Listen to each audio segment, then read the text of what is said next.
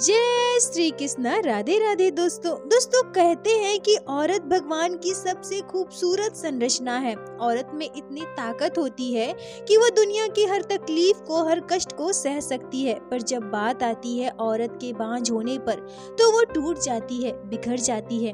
दोस्तों आज की यह लीला कथा आपको अंदर तक झकझोर देगी। लड्डू गोपाल के परम भक्त के साथ घटी यह दिल को तोड़ देने वाली घटना आपकी आंखों से आंसू ला देगी। और साथ ही साथ लड्डू गोपाल के साथ घटी इस दर्दनाक घटना को सुनकर आप रो दोगे। जरा सोचिए क्या गुजरेगी उस भक्त पर जब वो वर्षों से बांझ हो और साथ ही साथ उसके लड्डू गोपाल के साथ भी अत्यंत दुराचार किया जाए, उसके लड्डू गोपाल को अत्यंत पीड़ा दी जाए। एक महिला अंदर से टूट जाएगी, बिखर जाएगी। दोस्तों आप सभी भक्तों से मेरा विनम्र निवेदन है, कृपया आज की इस वीडियो को पूरा अंत तक अवश्य देखिएगा। दोस्तों आज की यह लीला कथा है मध्य प्रदेश की शीतल जी की। शीतल जी कहती हैं कि मेरे ससुराल में मेरी सासू माँ और मेरे हस्बैंड थे। शादी के बाद सब कुछ बहुत अच्छा चल रहा था, पर जब मेरी शादी को 3 साल बीत गए और मैं गर्भवती नहीं हुई तब मुझे ससुराल से ताने मिलने लगे। वो कहते हैं ना, सबसे पहले ताने हमें समाज से मिलते हैं और फिर वो हमारे घरों तक आ जाते हैं। मेरे साथ भी ठीक वैसा ही हुआ था। धीरे धीरे समय गुजरता रहा और समय के साथ मेरी दुख, मेरी तकलीफें भी बढ़ती जा रही थी। मेरी सासू माँ जो पहले मुझे इतना मानती थी, मेरे साथ इतना अच्छा व्यवहार करती थी, अब बात बात पर मुझे ताने देने लगी थी। मेरे हस्बैंड जो एक वक्त तक मुझसे बहुत प्यार करते थे, अब उनका व्यवहार भी धीरे धीरे मेरे लिए बदलने लगा था। घर परिवार से लेकर नाते रिश्तेदार भी तरह तरह के सवाल करते थे। जानबूझकर मेरा मजाक बनाया जाता था। स्थिति ऐसी आ गई कि अब मुझे कोई अपने घर किसी खास मौके पर भी नहीं बुलाता था। बच्चे का जन्मदिन हो या फिर नामकरण संस्कार, मुझे उससे दूर रखा जाता था। मुझे बहुत तकलीफ होती थी, बहुत दर्द होता था, पर मैं चुपचाप सहती थी। कहूँ भी तो किससे कहूँ। मेरे मायके वाले भी इतने सक्षम नहीं थे। मेरे पिता की मृत्यु वर्षों पहले हो गई थी। मायके में मेरी माँ और मेरा छोटा भाई। मेरी माँ इधर उधर काम करके, मेहनत मजदूरी करके किसी तरह से घर चलाती थी और मेरे भाई को पढ़ा लिखा रही थी। अगर इस समय मैं अपने दुख तकलीफें अपनी माँ को बताऊं तो वो बिल्कुल टूट जाएगी। ऐसे ही मेरी शादी को लगभग 8 वर्ष बीत गए, पर अब जब मेरे गोद नहीं भरी तो समाज के लोग मुझे बांझ कहकर पुकारने लगे। और महिला जिसको शायद संपूर्ण तभी माना जाता है जब वो माँ बने, अगर वो माँ नहीं बनती है तो उसे अपशगुन कहा जाता है। और सबसे बड़ी बात, जो जहर के समान है उसे बांझ कहा जाता है। और ये बांझ शब्द समाज के तरफ से उस महिला के लिए गाली होती है, बहुत बड़ी गाली, जिसे शायद बर्दाश्त करना बस की बात नहीं है। पर दोस्तों कौन सी ऐसी महिला होगी जो ये चाहती होगी कि उसे बच्चा ना हो। एक महिला जब शादी के बाद अपने ससुराल जाती है तो उसकी सबसे बड़ी ख्वाहिश यही होती है कि उसके गोद में एक प्यारा सा बच्चा हो। शीतल जी कहती हैं कि मेरे साथ जब बहुत भेदभाव होने लगा, आस पड़ोस के लोग, नाते रिश्तेदार किसी भी शुभ कार्य में मुझे अपने घर नहीं बुलाते थे, मुझे अपशगुन समझते थे। उनका यह मानना था कि अगर मैं उनके घर खुशी के मौके पर जाऊं, किसी शुभ मौके पर जाऊं तो शायद उनके लिए बहुत बुरा होगा। और यहाँ तक मेरी सासू माँ भी सबके सामने मुझे ताने देती थी, भला बुरा कहती थी। जैसे कि मैंने बताया कि मेरे हस्बैंड का व्यवहार दिन प्रतिदिन मेरे लिए बदलता जा रहा था, तो जब ये सारी बातें मैंने अपने हस्बैंड से कही तो वो मेरी बात सुनने को तैयार ही नहीं थे। उल्टा मुझसे ही कहते थे कि सही तो कह रही है माँ भी, भला कब तक बर्दाश्त करे, लोगों के ताने, उन्हें भी तो जीने नहीं देते ना, उनकी उम्र हो गई है, वो भी तो चाहती है कि वो अपने पोते या पोती का मुंह देखे, वो कब तक सहेंगी, बुजुर्ग हो गई है, कब तक वो जिंदा रहेगी। और इस उम्र में अगर तुम उसे एक सुख भी ना दे सको तो तुम्हें झेलना ही पड़ेगा ना। दोस्तों शीतल जी कहती हैं कि एक महिला कोई भी दर्द, कोई भी तकलीफ सह सकती है अगर उसका पति उसके साथ हो, पर मेरे पति ने भी मेरा साथ छोड़ दिया था। हमने बहुत डॉक्टरों को दिखवाया, बहुत जगह इलाज करवाया, बहुत सारे टेस्ट हुए, पर सभी डॉक्टरों का यही कहना था कि आप दोनों में कोई कमी नहीं है। फिर भी बच्चा क्यों नहीं हो रहा है, आप क्यों क्यों गर्भवती नहीं हो पा रही हैं, यह तो हम भी समझ नहीं पा रहे हैं। अब तो सब कुछ भगवान के हाथ में है, अब भगवान से ही प्रार्थना कीजिए। शीतल जी कहती है कि मैं बचपन से ही लड्डू गोपाल की सेवा करती थी और जब शादी के बाद अपने ससुराल में आई तो अपने लड्डू गोपाल को भी अपने साथ लेकर आई। पर अब शादी के लगभग 8 वर्ष बीत गए थे, मैं अब भी गर्भवती नहीं हुई थी तो मेरी सासू माँ लड्डू गोपाल की सेवा पर भी सवाल उठाया करती थी।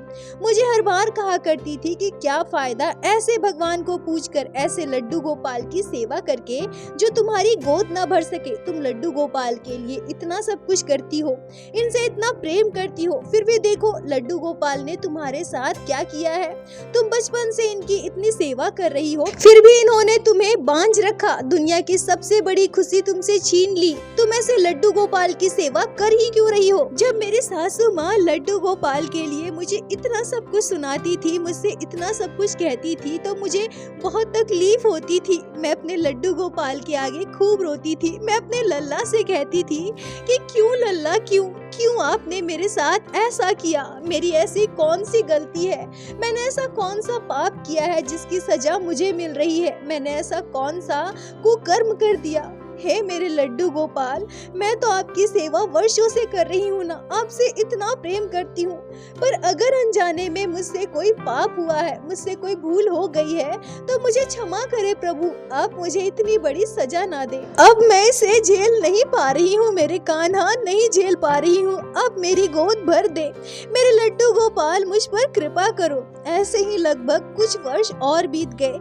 मेरी शादी को 11 वर्ष हो गए थे पर मैं अब भी गर्भवती नहीं हुई थी। शीतल जी कहती हैं कि इसी बीच मेरी सासू माँ को पता चला कि जो भक्त लड्डू गोपाल की सेवा करती हैं, उन्हें संतान नहीं होता, उन्हें संतान सुख की प्राप्ति नहीं होती। अधिकतर देखा गया है कि जो महिलाएं लड्डू गोपाल की सेवा करे उन्हें संतान नहीं होती है। और जब मेरी सासू माँ को इस बात का पता चला तो वो गुस्से में आग बबूला हो गई और घर पर आकर मुझ पर बहुत चिल्लाने लगी, गुस्सा करने लगी, कहने लगी कि तभी मैं सोचूं कि इतना इलाज करवाने के बाद भी तुम गर्भवती क्यों नहीं हो रही हो, सब इस लड्डू गोपाल की वजह से। अगर तुम्हें भगवान की सेवा पूजा करनी है तो तुम बड़े कृष्ण की पूजा करो, पर लड्डू गोपाल स्वरूप की पूजा करने की आवश्यकता नहीं है। मुझे पता चल गया है कि लड्डू गोपाल के भक्त के गोद कभी भी नहीं भरते। लड्डू गोपाल यह बिल्कुल भी नहीं चाहते कि उनके भक्त के मन में उनके लिए प्रेम बढ़ जाए। आज से तुम इनकी सेवा नहीं करोगी,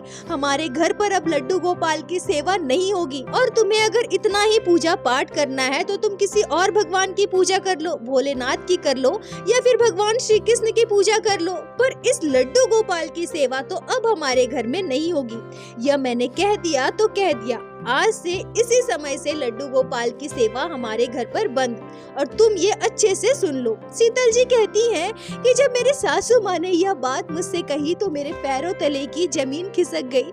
ऐसा भला कैसे हो सकता है, मैं अपने वर्षों से पूजित लड्डू गोपाल से दूर कैसे हो सकती हूँ, और भगवान भला किसी के साथ इतना बुरा कैसे कर सकते हैं। मेरे लड्डू गोपाल भला मुझे संसार की इतनी बड़ी खुशी से कैसे वंचित कर सकते हैं। यह मैं कैसे विश्वास कर लूं? इस पर मैं विश्वास नहीं कर सकती, ना ही लड्डू गोपाल से दूर रह सकती हूँ। मैंने अपनी सासू माँ को साफ साफ मना कर दिया। मैंने उनसे कह दिया कि मम्मी जी, मैं लड्डू गोपाल के बिना नहीं रह सकती, और जिन्होंने भी आपसे यह बात कही है ये सब बकवास है, झूठ है, ऐसा हो ही नहीं सकता है। आप किसी की बातों पर विश्वास मत कीजिए। लड्डू गोपाल ब्रह्म स्वरूप है, भगवान श्री कृष्ण के बाल स्वरूप है। आप ऐसे क्यों सोचती हैं? लड्डू गोपाल ने चाहा तो एक दिन मेरी गोद जरूर भरेगी, सब कुछ ठीक हो जाएगा। तभी मेरी सासू माँ गुस्से में आग बबूला हो गई और मुझसे कहती है कि ठीक है, तुम्हें जो करना है करो, और अब तुम देखो कि मैं क्या करती हूँ। यह कहकर मेरी सासू माँ अपने कमरे में चली गई। मैं लड्डू गोपाल को गोद में लेकर बहुत देर तक रोती रही। मैं अपने लल्ला से बार बार कह रही थी कि हे मेरे लड्डू गोपाल, आप मेरी इतनी परीक्षा क्यों ले रहे हो? मुझे इतना दुख क्यों झेलना पड़ रहा है? क्यों इतनी तकलीफ झेलनी पड़ रही है? हे मेरे कान्हा, कृपा करो। हे मेरे लड्डू गोपाल, अब आप ही कुछ कर सकते हैं। शीतल जी कहती हैं कि ये सारी बातें मैं अपने हस्बैंड से भी नहीं कह सकती, क्योंकि अब मेरे हस्बैंड तो मुझसे ठीक से बात तक नहीं करते थे, ऐसा मानो कि उनका मुझसे कोई संबंध ही ना हो। तभी कुछ दिनों के बाद मुझे पता चला कि मेरी सासू माँ मेरे हस्बैंड की दूसरी शादी की बात कर रही है। और सबसे बड़ा झटका तो मुझे तब लगा जब मुझे यह पता चला कि मेरे हस्बैंड भी दूसरी शादी के लिए मान गए हैं। मैं रोती बिलखती अपने हस्बैंड के पास गई और उनसे मैंने पूछा कि आप ऐसा कैसे कर सकते हैं? मैं आपकी पत्नी हूँ, आपसे इतना प्यार करती हूँ, मैं आपके बिना कैसे रहूंगी? आप मुझे कैसे छोड़ सकते हैं? तब मेरे हस्बैंड झुंझलाकर मुझसे कहते हैं कि हमारी शादी को 11 वर्ष बीत गए हैं। मैं अपनी माँ का इकलौता बेटा हूँ, अगर मुझे संतान नहीं हुई तो हमारा वंश आगे कैसे बढ़ेगा? और तुम ही कहो ना, मैंने आज तक क्या तुम्हें कभी दुख तकलीफ दिया है? पर मैं करूँ भी तो क्या करूँ? दूसरी शादी तो मुझे करनी ही पड़ेगी ना। बच्चा तो मुझे चाहिए, भले ही तुमसे हो या किसी और से, पर अब मैं अपनी माँ को और तकलीफ झेलते नहीं देख सकता, मैं लोगों के ताने नहीं सह सकता। शीतल जी कहती हैं कि उस दिन मुझे अपने हस्बैंड पर इतना गुस्सा आया कि मैंने अपने हस्बैंड से कह दिया कि नहीं, आप मुझसे प्रेम नहीं करते। आपकी बातों से तो ऐसा लग रहा है कि आप बस स्वार्थ से मुझसे जुड़े हैं। अगर आप सच में मुझसे प्रेम करते ना, मुझे छोड़ने की बात कभी नहीं करते, दूसरी शादी की तो सोचते तक नहीं। और तभी मेरे हस्बैंड गुस्से में झुंझलाते हुए मुझसे कहते हैं कि ठीक है, अगर तुम मेरे बारे में ऐसा सोचती हो तो ऐसा ही है, मैं स्वार्थ से ही तुमसे जुड़ा हूँ। पर तुम ही बताओ, तुमने ऐसी कौन सी खुशी मुझे दे दी? आज तक एक बच्चा तो तुम मुझे दे ना पाई, और मैं तुमसे क्या उम्मीद करूँ? और अब तुम मुझसे उम्मीद कर रही हो कि मैं एक बांझ के साथ आजीवन रहूं? तुम्हारे पीछे मैं अपने सारे नाते रिश्तेदार सबको छोड़ दूं, अपनी माँ को भूल जाऊं, अपनी माँ को दुख झेलते हुए देखता रहूं? अब मुझसे नहीं होगा। तुम्हें जो सोचना है सोचो, जो करना है करो, मैं दूसरी शादी तो करूंगा ही। शीतल जी कहती है कि मुझे ऐसा लगा कि मेरे सर पर वज्रपात हुआ। क्या यह वही इंसान है जिसे मैंने इतना प्रेम किया, जिसके लिए मैंने अपना सब कुछ त्याग दिया, जिसके लिए मैं दिन रात रोती हूँ? मैं हमेशा सोचती हूँ कि मैं अपने हस्बैंड को पिता होने का सुख न दे पाई। मैं कैसी पत्नी हूँ जिनके लिए सोच सोच कर मैं इतना घुटती हूँ। मैं अपने बारे में कभी नहीं सोचती जितना मैं अपने हस्बैंड के बारे में सोचती हूँ। पर मेरे हस्बैंड मुझे ऐसी स्थिति में छोड़ने की बात कर रहे हैं। क्या मैं उनके लिए बस ख्वाहिशें पूरी करने का जरिया हूँ? क्या बस मैं ही उनसे प्यार करती हूँ, वो मुझसे प्यार नहीं करते? शीतल जी कहती हैं कि मैं बिल्कुल बिखर चुकी थी, मेरे आंखों में अब आंसू भी नहीं थे, मैं अंदर ही अंदर जैसे फट रही थी। इतने में मेरी सासू माँ आती है और मुझसे कहती है कि ये ठीक कह रहा है, तुम हो ही इस लायक। 11 साल हो गए शादी को, पर अभी तक एक बच्चा ना दे पाई। और मैं पिछले कई सालों से तुमसे कह रही हूँ ना कि लड्डू गोपाल की सेवा मत करो मत करो, उनकी सेवा की वजह से तुम माँ नहीं बन पा रही हो। और हाँ ठीक है, तुम्हें अब जो करना है करो, इनकी सेवा करो और इन्हीं के साथ रहो, पर मैं भी एक माँ हूँ, अपने बेटे को ऐसे घुटते नहीं देख सकती। और हाँ, एक बात कान खोलकर, मैंने भी तुम्हें बहुत झेला है, पर अब जब घर पर नहीं मैंने भी तुम्हें बहुत झेला है, पर अब जब घर पर नई बहू आएगी ना, तो उस पर तुम्हारा साया भी मैं पड़ने नहीं दूंगी। मैं नहीं चाहती कि एक बांझ का साया भी उस पर पड़े। बेहतर यही होगा कि शादी से पहले पहले तुम इस घर को छोड़कर चली जाओ। और हाँ, तुम्हारा जो भी खर्चा पानी होगा वो मैं भिजवाती रहूंगी। पर एक बात जान लो, तुम्हारी शकल मैं कभी देखना नहीं चाहती, और मेरे बेटे के लिए मैंने बहू भी ढूंढ लिया है। पर अगर तुम्हारी वजह से कुछ भी गलत हुआ, लड़की वालों को कुछ भी पता चला, तो एक बात याद रखना, मैं तुम्हें नहीं छोड़ूंगी। शीतल जी कहती हैं कि मैं अपना सुध बुध खो चुकी थी, मेरे मुंह से आवाज नहीं निकल रहा था, आंखों से आंसू नहीं आ रहे थे, चुपचाप मैं मूर्ति बनी पड़ी थी। मुझे समझ में नहीं आ रहा था कि मेरी सासू माँ, मेरे हस्बैंड जो कह रहे हैं, क्या वो सच है या मेरे कानों का बस धोखा है? क्या मैं सच में अपने कानों से ये सब सुन रही हूँ? मैं बेसुध होकर जमीन पर पड़ गई और चिल्लाते हुए रोने लगी। दौड़कर लड्डू गोपाल के पास गई और अपना सर पटकने लगी। मैं बहुत फूट फूट कर रोई, बहुत चिल्लाई, चिल्ला कर दहाड़ मार कर मैं रोई जा रही थी, पर मेरी आंसुओं को सुनने वाला कोई नहीं था। मेरे सासू माँ तो दूर, मेरे हस्बैंड भी मेरे पास नहीं आए। वो इंसान जिनके साथ मैंने 11 वर्ष गुजार दिए, जिनको मैंने अपना सर्वस्व माना, उस इंसान को मुझसे प्रेम ना सही, क्या उस वक्त मुझ पर तरस भी नहीं आई? क्या उस इंसान के मन में मेरे लिए जरा भी दया का भाव नहीं आया? मेरे हस्बैंड भी मेरे पास नहीं आए। मैं चीखती रही, चिल्लाती रही, रोती रही, लड्डू गोपाल के आगे सर पटकती रही, पर मेरे हस्बैंड ने मुझे एक बार भी चुप नहीं करवाया। मेरी हिम्मत टूट चुकी थी। मैं समझ नहीं पा रही थी कि अब आगे का जीवन मेरा कैसे व्यतीत होगा, मैं कहाँ जाऊंगी, क्या करूंगी। अपनी माँ पर मैं बोझ नहीं बनना चाहती थी। मैं नहीं चाहती थी कि मेरी माँ को कुछ भी पता चले। अगर मेरी माँ को इन सब के बारे में कुछ भी पता चला तो वो टूट जाएंगी, बिखर जाएंगी। शीतल जी कहती हैं कि मेरे जीवन में परिस्थितियाँ चाहे कैसी भी आई हो, मेरे लड्डू गोपाल के बारे में चाहे मैंने कितना भी सुना हो, पर मेरे मन में कभी भी यह बात नहीं आई कि मेरे लड्डू गोपाल मेरे साथ बुरा कर रहे हैं, लड्डू गोपाल की वजह से मैं बांझ हूँ। ये सारी बातें कभी भी मेरे मन में नहीं आई। लड्डू गोपाल के आगे मैं रोती थी, उनसे बातें करती थी, उन्हें अपना दुख बताती थी, उन्हीं से मदद भी मांगती थी, पर मैंने कभी भी उनके लिए गलत भावना मन में नहीं लाई। मेरा विश्वास कभी भी लड्डू गोपाल से डगमगाया नहीं और उसी श्रद्धा भाव के साथ मैंने लड्डू गोपाल की सेवा जारी रखी। तभी कुछ दिनों के बाद मुझे पता चला कि मेरे हस्बैंड की शादी तय हो चुकी है। अगले कुछ महीनों के बाद उनकी शादी है और अभी कुछ दिनों में उनका एंगेजमेंट होने वाला है। मेरी सासू माँ ने मुझसे साफ साफ कह दिया कि शादी के कुछ दिनों पहले तुम इस घर को छोड़कर चली जाओगी। तुम्हें कब क्या करना है, कैसे करना है, ये तुम देख लो। शीतल जी कहती हैं कि एंगेजमेंट वाले दिन घर पर मेरी सासू माँ के कुछ खास रिश्तेदार आए थे, जो लोग मेरी सासू माँ के बहुत करीब थे, जो मेरा हमेशा विरोध करते थे, हमेशा मुझे नीचा दिखाते थे, मुझे भला बुरा कहते थे, मुझे बांझ होने का ताना भी देते थे। उन लोगों के साथ मिलकर मेरे हस्बैंड और मेरी सासू माँ एंगेजमेंट के लिए निर्धारित स्थान पर जाने की तैयारी कर रहे थे और उन्होंने मुझसे कह दिया कि तुम घर के अंदर ही रहोगी, हम लोग घर को बाहर से बंद करके ताला लगाकर जाएंगे, हम नहीं चाहते कि किसी भी प्रकार का कोई भी बाधा उत्पन्न हो। यह कहकर मेरी सासू माँ मुझे कमरे में बंद करने के लिए मेरा हाथ पकड़कर कमरे की ओर ले जाने लगती है। तभी मैंने अपने सासू माँ से कहा कि मम्मी जी, आप जैसा चाहती हैं वैसा कीजिए, पर हाँ, मुझे कमरे में बंद मत कीजिए। अगर मैं दिन भर कमरे में बंद रहूंगी तो मेरे लड्डू गोपाल दिन भर मंदिर में भूखे प्यासे बैठे रहेंगे, उन्हें भोग कौन लगाएगा, उनकी सेवा कौन करेगा। तभी मेरी सासू माँ मेरा बाल पकड़ लेती है और कहती है कि तुम अब भी नहीं सुधरी। अरे तुम कैसी औरत हो, बांझ हो, एक बच्चे को जन्म न दे पाई और अब तेरा पति तुझसे दूर जा रहा है, पर अभी भी तुम उस लड्डू गोपाल के बारे में सोच रही हो। तुम अपने आप को कितना जलील करोगी, हम लोगों को कितना नीचा दिखाओगी। ऐसा कहकर मेरी सासू माँ मेरे लड्डू गोपाल को झट से मंदिर से उठा लेती है। शीतल जी कहती है कि मुझे जरा भी अंदाजा नहीं था कि मेरी सासू माँ दौड़ते हुए मेरे लड्डू गोपाल को झपट लेंगी, उन्हें उठा लेंगी। मैं अपनी सासू माँ से लड्डू गोपाल को छीनने की कोशिश करती हूँ, तभी तुरंत मेरे लड्डू गोपाल के साथ वो भयानक घटना घटती है जिसे आज भी जब मैं याद करती हूँ तो मेरी सांसें रुक जाती है।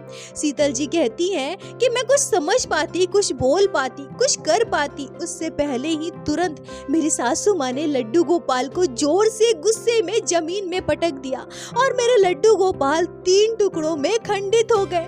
शीतल जी कहती हैं कि मेरे हाथ पांव कपकपाने लगे, मैं चीख पड़ी। तभी मेरे हस्बैंड ने तुरंत लड्डू गोपाल के टूटे हुए विग्रह को उठा लिया और मुझे कमरे में धक्का दे दिया। वो सभी मुझे छोड़कर बाहर ताला बंद कर चले गए। एक पल में ही मेरा सर्वस्व खत्म हो गया। अब मैं किसके सहारे जीऊं, किसके लिए जीऊं? मैं बांझ हूँ, मेरी कोई संतान नहीं है। मेरे हस्बैंड ने भी मुझे छोड़ दिया और अब मेरे प्राणों से प्रिय मेरे लड्डू गोपाल मुझसे दूर चले गए। शीतल जी कहती हैं कि मैंने कभी सपने में भी नहीं सोचा था कि मेरे ससुराल में मुझे इतनी यातनाएं दी जाएगी, इतना सब कुछ झेलना पड़ेगा, मुझे इस दौर से भी गुजरना पड़ेगा। इतने वर्षों से मेरे साथ घटी घटनाएं, लड्डू गोपाल के साथ बिताए गए वो सारे पल मेरे आंखों के सामने आ रहे थे। सच कहूँ तो माँ ना बनना, बांझ होना, पति का साथ छूटना, इससे भी बड़ा दुख मुझे आज हो रहा था जब मेरे लड्डू गोपाल को जमीन में पटक दिया गया। मेरे लड्डू गोपाल खंडित हो गए और मेरे लड्डू गोपाल मुझे छोड़कर चले गए। मैं रोते रोते थक गई, बेसुध होकर कमरे में पड़ी रही। तभी कुछ ही घंटों के बाद मेरे ससुराल वाले सभी घर वापस आते हैं। मैं बेसुध पड़ी थी, मुझे बिल्कुल भी होश नहीं था। तभी मेरा बाल पकड़कर घसीटते हुए कमरे से बाहर निकाला जाता है और मेरी खूब पिटाई की जाती है। एक पल को तो मैं समझ ही नहीं पाई थी कि मेरे साथ ये सब क्या हो रहा है। क्या अभी भी मुझ पर और यातनाएं होनी बाकी है? क्या अभी भी कुछ बाकी है? क्या अभी भी मुझे और दुख झेलना बाकी है? मेरे हस्बैंड मुझे पीट रहे थे, मेरी सासू माँ मेरा बाल पकड़कर मुझे घसीट रही थी और सारे रिश्तेदार, उनके खास लोग वहीं खड़े खड़े देख रहे थे। मेरी सासू माँ गुस्से में चिल्लाते हुए कहती है कि तुमने क्या किया? ले लिया ना बदला, अपने मन का कर लिया ना। आज तुम्हारी वजह से मेरे बेटे की शादी टूट गई, एंगेजमेंट टूट गया। शीतल जी कहती है कि मैं रोती रही, चीखती चिल्लाती रही कि मम्मी जी मैंने कुछ भी नहीं किया, मैं भला क्या कर सकती हूँ, मैं तो यहाँ कमरे में बंद थी ना। पर मेरी बात किसी ने नहीं सुनी। मुझे इतना मारा गया, पीटा गया, घसीटा गया कि मैं बेहोश हो गई।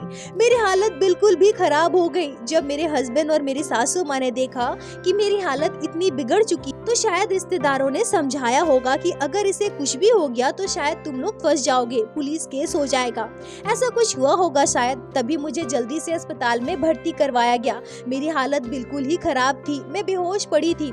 अस्पताल में कुछ घंटों तक मुझे बिल्कुल भी होश नहीं था और जब मुझे होश आया तभी डॉक्टर आते हैं और मेरी सासू माँ और मेरे हस्बैंड, सारे रिश्तेदार भी वही खड़े थे। उसके बाद डॉक्टर जो बताते हैं उसे सुनकर मैं बिल्कुल आश्चर्यचकित थी। डॉक्टर बताते हैं कि आप माँ बनने वाली हैं। डॉक्टर बताते हैं कि आप 3 महीने की गर्भवती हैं। सच कहूँ तो जब यह बात मैंने सुनी तो मुझे खुशी बिल्कुल भी नहीं हुई। मुझे तनिक भर भी फर्क नहीं पड़ा, क्योंकि मेरे सर्वस्व, मेरे लड्डू गोपाल मुझसे छिन चुके थे। मुझे नहीं पता कि जिस खुशी के लिए मैं इतनी तड़प रही थी, संतान के लिए मेरे साथ इतना सब कुछ हो गया। मेरा घर परिवार सब उजड़ गया, बिखर गया। पर आज जब वो खुशी मुझे मिल रही है, मैं माँ बनने वाली हूँ, तो मैं खुश क्यों नहीं हो पा रही हूँ। मेरे सासू माँ मेरे पास आती है, मेरे सर पर हाथ फेरती है। मेरे हस्बैंड मेरे पास आकर बैठ जाते हैं, मेरा हाथ पकड़ लेते हैं। शीतल जी कहती हैं कि एक ही पल में उनके व्यवहार में इतना बदलाव। मैं उन लोगों को बस देखती रह गई। क्या मैं बस भोग की वस्तु हूँ? क्या मैं बस उनकी ख्वाहिशें पूरी करने का जरिया हूँ? क्या मैं कोई मशीन हूँ?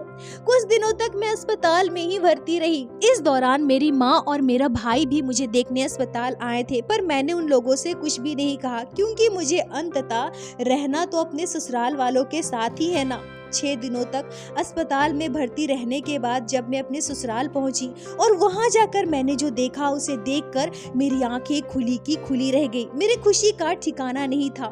शीतल जी कहती हैं कि जब मैं अपने ससुराल पहुंची और अपने कमरे में गई, तभी मैं देखती हूँ कि मेरे कमरे के अंदर एक छोटा सा टेबल रखा हुआ है और उसके ऊपर बैठे हैं मेरे छोटे से प्यारे से लड्डू गोपाल। लड्डू गोपाल को देखकर मैं दौड़कर उनके पास जाती हूँ, उन्हें गोद में उठा लेती हूँ, उन्हें सीने से लगा लेती हूँ। मेरे कान्हा मेरे पास वापस आ गए। मेरे लड्डू गोपाल, आप मुझे वापस मिल गए। मेरी सासू माँ, मेरे हस्बैंड सभी मेरे पीछे पीछे कमरे में आते हैं। सासू माँ मेरी हाथ पकड़ लेती है और मुझसे कहने लगती है कि बहू, जो भी हुआ उसे भूल जाओ, मुझे माफ कर दो। मेरे हाथों बहुत बड़ा पाप हुआ है, मैंने बहुत बड़ी गलती कर दी। भगवान पर मैंने सवाल उठाया, लड्डू गोपाल के साथ इतना बुरा किया, उन्हें खंडित कर दिया। बहू, मुझे माफ कर दो। और मुझे यह पता चला कि मेरे वर्षों से पूजित, मेरे प्राणों से प्रिय लड्डू गोपाल जब खंडित हो गए और उन्हें उठाकर जब मेरे हस्बैंड और सासू माँ एंगेजमेंट वाली जगह पर जा रहे थे, तो उन्होंने नदी में लड्डू गोपाल को फेंक दिया। लड्डू गोपाल मुझसे दूर जा चुके हैं और मुझे यह भी पता था कि अब मुझे वो कभी भी वापस नहीं मिलेंगे। अब मेरी सासू माँ और मेरे हस्बैंड ने अपने पापों के प्रायश्चित के लिए मुझे दूसरे लड्डू गोपाल ला कर दिए। मैं उसी दिन से उस लड्डू गोपाल की सेवा बड़े ही प्यार से, श्रद्धा भाव से करने लगी। अगले 6 महीने के बाद मैंने एक प्यारे से बेटे को जन्म दिया। ऐसा लगा मानो मेरे वर्षों से पूजित लड्डू गोपाल, जो हमेशा के लिए मुझसे दूर जा चुके थे, वो मेरी गोद में वापस आ गए हैं। मैं अपने बेटे में ही अपने कान्हा को देखती हूँ। शीतल जी कहती है कि मेरे साथ ससुराल में कितना बुरा व्यवहार किया गया। मेरी सासू माँ, मेरे हस्बैंड ने मेरे साथ क्या कुछ नहीं किया, यहाँ तक कि उन्होंने मेरे प्राणों से प्रिय, मेरे वर्षों से पूजित लड्डू गोपाल को खंडित कर नदी में फेंक दिया। पर इतना सब कुछ होने के बाद भी मैंने उन लोगों को माफ कर दिया और अब मैं सब कुछ भूलकर उनके साथ जीवन व्यतीत कर रही हूँ, क्योंकि मैं एक महिला हूँ, एक ऐसी औरत जिसके मायके वाले इतने सक्षम नहीं है कि वो आवाज उठा सके। मैं खुद इतनी पढ़ी लिखी नहीं हूँ हो जो अपनी जिम्मेदारी खुद ले सकूं, अपने बच्चे को संभाल सकूं। एक महिला कितनी कमजोर बन जाती है जब बात उसके घर परिवार पर आ जाए। मैं ये कभी नहीं कहूंगी, कभी किसी को यह शिक्षा नहीं दूंगी कि महिलाओं को सब कुछ सहना चाहिए, पर मैं एक महिला हूँ जो आवाज न उठा सकी और सब कुछ सहकर चुपचाप एक नए सिरे से अपने जीवन की शुरुआत की। आज मेरी सासू माँ, मेरे हस्बैंड बिल्कुल बदल चुके हैं। बच्चे के जन्म के बाद उनका व्यवहार मेरे लिए बिल्कुल बदल गया है। मुझसे बहुत प्यार करते हैं, मेरे साथ अच्छा बर्ताव करते हैं और लड्डू गोपाल की सेवा में मेरी सासू माँ मेरा साथ देती है। हम दोनों सास बहू मिलजुल कर लड्डू गोपाल की सेवा करते हैं। मुझे मेरे ससुराल में अब किसी प्रकार की कोई दिक्कत नहीं है, पर मेरे दिल पर लगे घाव, जो यातनाएं मैंने झेली है, वो मैं आजीवन नहीं भूल सकती। क्या करूं? मेरे होठों में मुस्कान है और उन्हीं लोगों के साथ मैं अपना जीवन यापन कर रही हूँ। मेरा बेटा अब बड़ा हो गया है, स्कूल जाने लगा है। मैं बस लड्डू गोपाल से यही प्रार्थना करूंगी कि हे मेरे ठाकुर जी, मेरे बच्चे पर अपनी कृपा दृष्टि बनाए रखना। शीतल जी, आपका बहुत बहुत धन्यवाद जो आपने लड्डू गोपाल की इस अद्भुत घटना को हमारे साथ शेयर की, जिसे मैं हमारे चैनल के माध्यम से बाकी सारे भक्तों तक पहुँचा सकी। अपना साथ और प्यार ऐसे ही बनाए रखे। दोस्तों, यह घटना अत्यंत दर्दनाक और हृदय को झकझोर देने वाली है। सच कहूं तो इस घटना को सुनकर मुझे भी बहुत दुख हुआ, मेरी आंखों में भी आंसू आ गए। और इस घटना पर आप लोगों के क्या विचार है, क्या राय है, कमेंट में जरूर बताएं। मुझे आप सभी के कमेंट का इंतजार रहता है। और प्रत्येक दिन की भांति लीला कथा के अंत में मैं आप सभी भक्तों से हाथ जोड़कर प्रार्थना करूंगी, ठाकुर जी की भक्ति कीजिए, लड्डू गोपाल की सेवा कीजिए, नाम जाप कीजिए और एक बार मेरे साथ प्रेम से कहिए, बोलो बांके बिहारी लाल की जय, लड्डू गोपाल की जय, जय जय श्री राधे।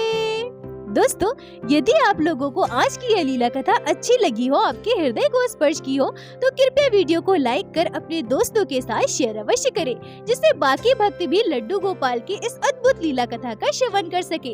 और हमारे चैनल को सब्सक्राइब करें, जिससे प्रत्येक दिन आप लोग हमारे चैनल पे श्री बांके बिहारी श्री लड्डू गोपाल की अद्भुत लीला कथाएं श्रवण कर सके। दोस्तों, यदि आपके जीवन में घटी हो कोई भी चमत्कारी घटना या लड्डू गोपाल ने कभी भी की हो कोई भी लीला जिसे आप हमारे साथ शेयर करना चाहते हैं, तो कृपया हमें इंस्टाग्राम पे मैसेज करें। हम आपसे कांटेक्ट करेंगे और आपकी उस लीला कथा को हमारे चैनल पे बाकी सारे भक्तों के साथ शेयर अवश्य करेंगे। लड्डू गोपाल की कृपा आप पर और आपके पूरे परिवार पर बनी रहे। राधे राधे दोस्तों।